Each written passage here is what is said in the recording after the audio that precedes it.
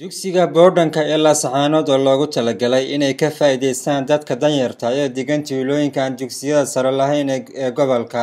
oo guud ahaan si siman loogu qaybiyay dadka gobolka degan tiro dhan 150 arday kuwaas oo si bilaash ah ay deeq-bixiyaasha caalamiga ay ugu dhiibeen sanduuqa horumarinta Somaliland ee SDF iyo wasaaradda waxbarashada Somaliland inay kaabaan dhaqaalihii lagu kaabi lahaa noloshooda ee waxbarashadooda. shacabka ku dhaqan magaalada Laascaanood ayaa is weydiinaya hanaan socodka shaqada boodhankan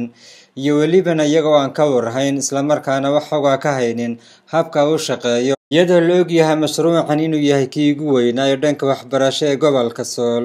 ugu horeyn maamulka boodhankan ayaa sheegay in tirada hadda ay ku hayaan xaruntan ay tahay 90 arday isla markaana halka tirada guud ee wasaaraddu ay hore u sheegtay ay ahayd 150 arday. bal maxaa xafladda maanta ay daarantay dad badan baa bulshada waxay weydiinayeen xafladdan maxay tahay dugsigaagu fonfoor ma gaarin maxay xafladdan u daarantay maxaa loo dhigay ujeedka xafladda horta waxay tahay in dugsiga la barto waayo wax badan baa anagoo magaalada marayno dad badan dugsiga aysan u warhayn dad badan baa ku oranaya boodhinkii ma shaqeeya ma la furay qaar wuxuu ku leeyahay boodhin baaba jiraba haddana waxaan haynaa laba fasal form 1 iyo form 2 oo tiradoodu gaarayso 190 arday 190 arday oo isugu jira 60 wiil iyo 25 hablood waxa hooyga inoo jifo hooy kira ah laba guri oo la kireeyay waxa la kala dejiyay 50 wiil guri la dejiyay iyo guri kale oo la dejiyay 25 hablood ardayda kale ee soo haray 16 ah iyaga waxa hooyigi baa ka buuxsamay marka banaanka ay dugsiga ka soo aadaan. dhinaca kale Caaqil Axmed Maxamuud Sanbalolshe oo ka mid ah odayaasha waaweyn ee gobolka Sool ayaa ka codsaday mas'uuliyiinta boodhankan inay joojiyaan isdabamarinta sidoo kale waxa uu eedeyn dusha uga tuuray wasaaradda waxbarashada Somaliland oo guud ahaan gobolka Sool ka gaabisay doorkii ay ku lahayd waxaana uu sheegay musuqmaasuqii ugu weynaa inuu dhacay imtixaanaadkii ugu dambeeyay isagoo faahfaahin ka bixiyay waxa uu sheegay hay'adda SDF qaybtan ay bilowday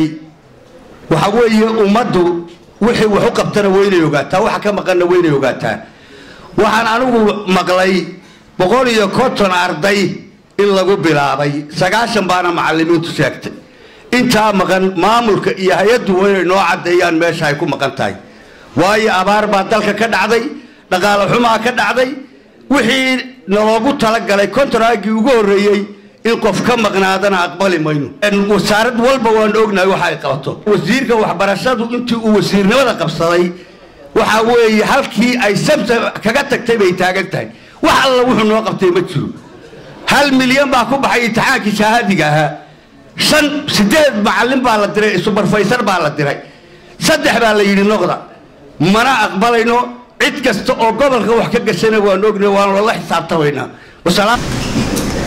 saaka aad iyo aad waxaan isku dhaliilayaa inaad hidiyo dhaqankii ka soo tagteen waxaad soo xidhateen waxyaalo cascas